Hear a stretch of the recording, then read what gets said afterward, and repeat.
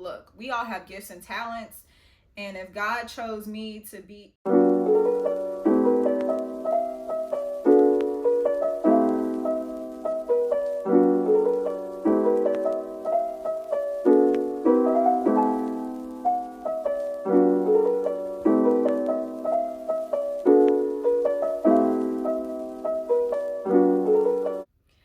Hello and welcome back to another video. If you're returning and if you're new, hey girl, hey, my name is Cheyenne. I am the face behind and founder of Soulful Soothe, which is a place where women can come soothe the soul.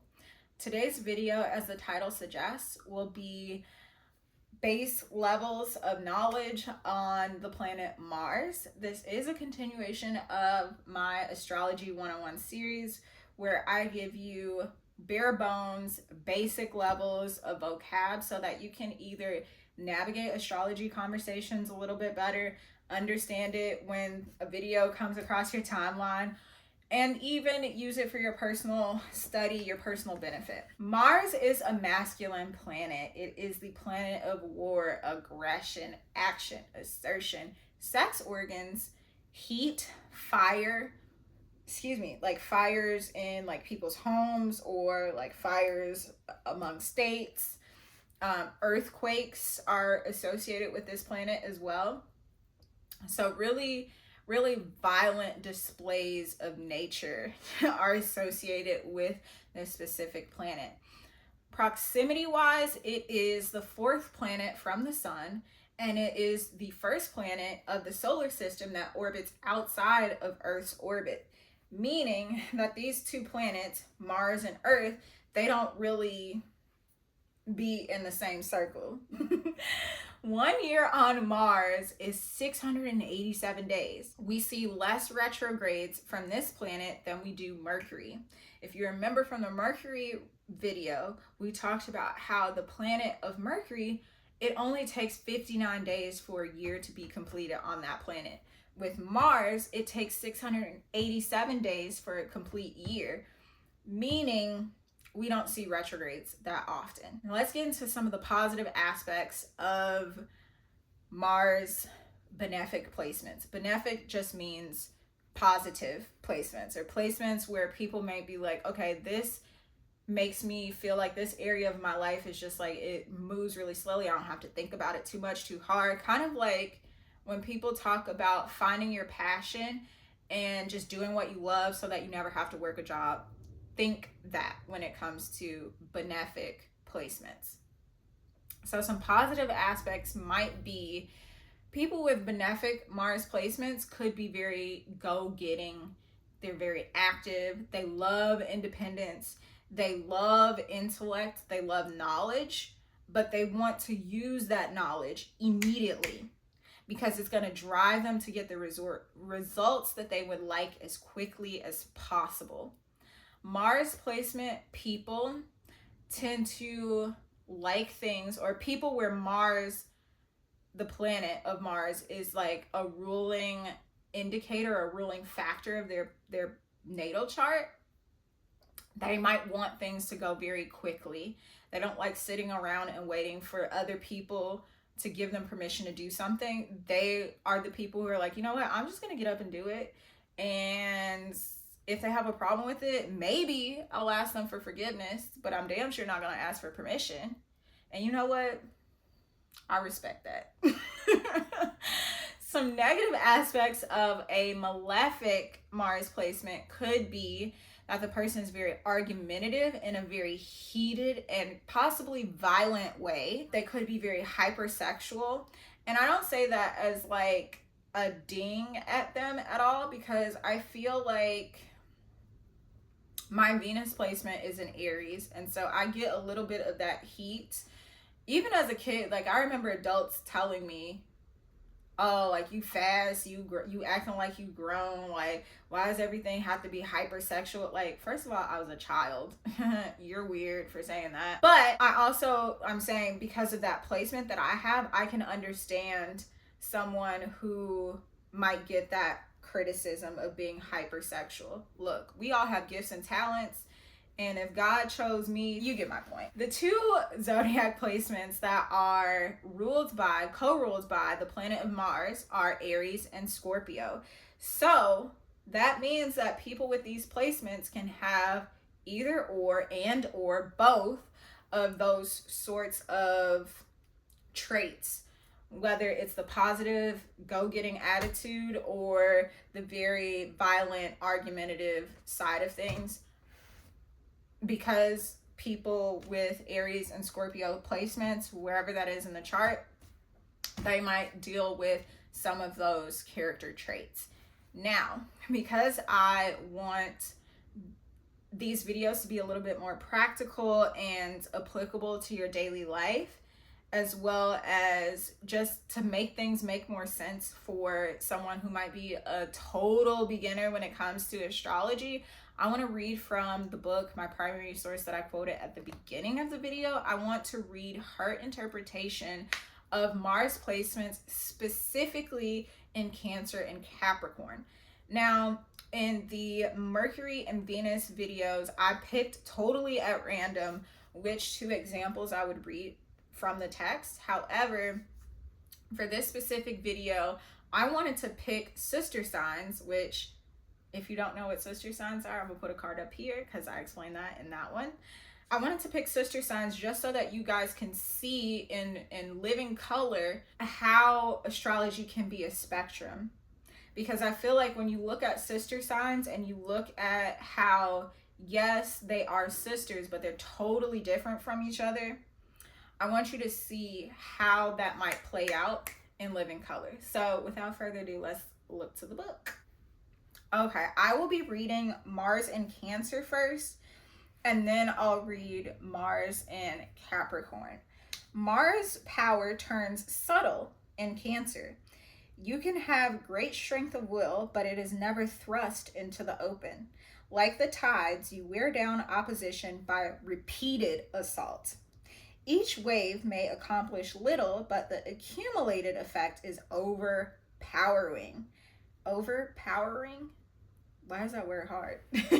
In sex, Mars in Cancer's approach is emotional. You are sensuous but refined, and your lovemaking is a highly intuitive art.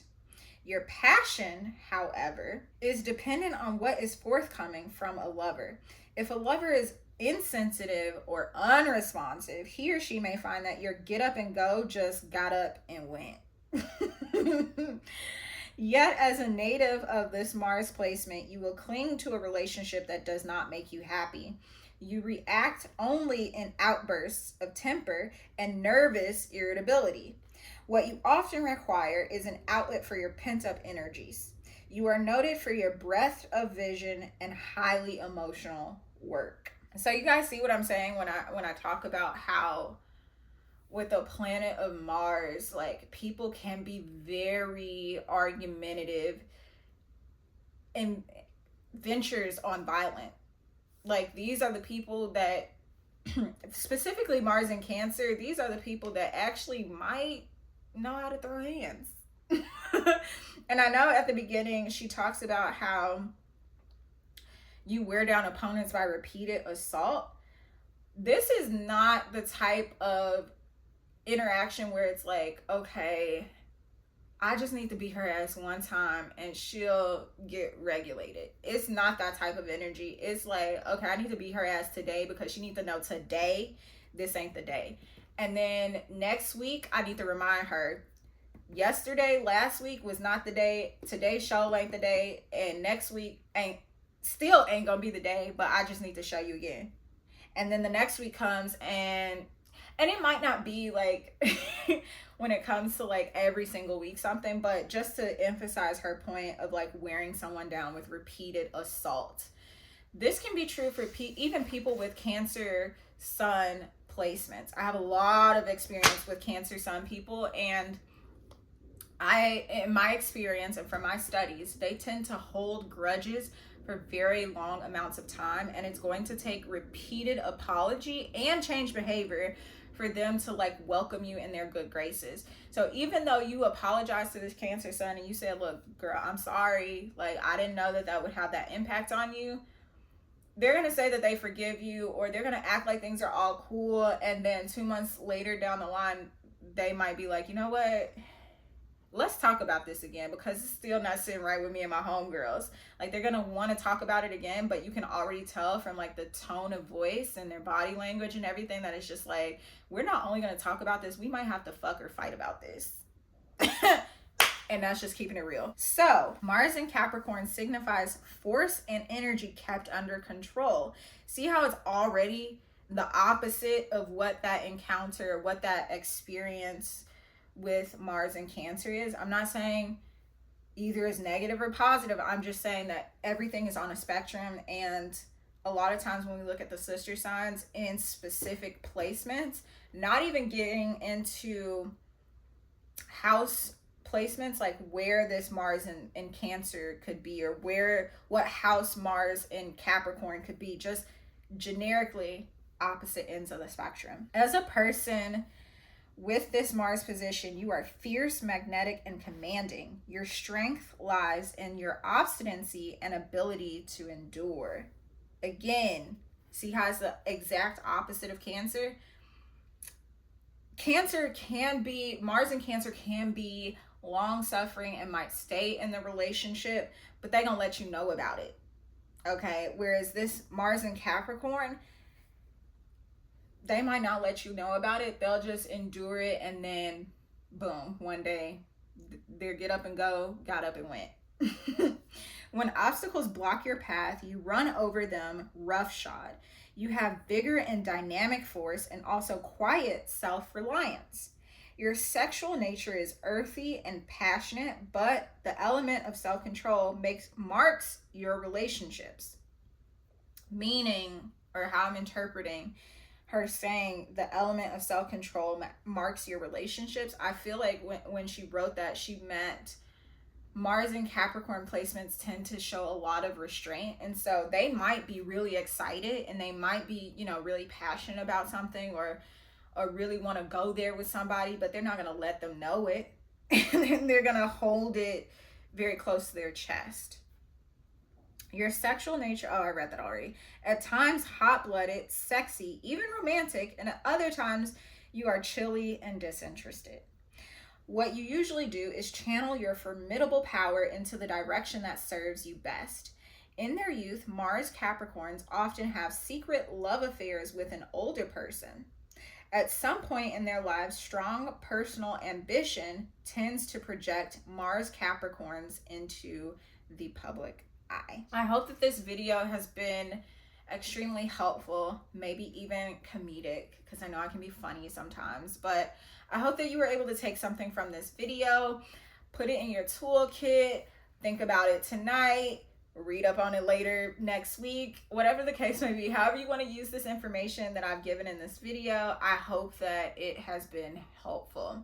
If you wouldn't mind leaving me a like, if you're not subscribed to the YouTube channel. I keep forgetting to say this in the videos because I just be so excited to talk about the tea. But girl, in order to keep this going, I need y'all to like, comment, share, subscribe, do all of the things so that we can get this information out to more people who actually need it and will use it to their benefit and to the benefit of the planet. But without further ado, until next time, you know where to find me. Links to everything is going to be in the description box. I love you so much. Ciao.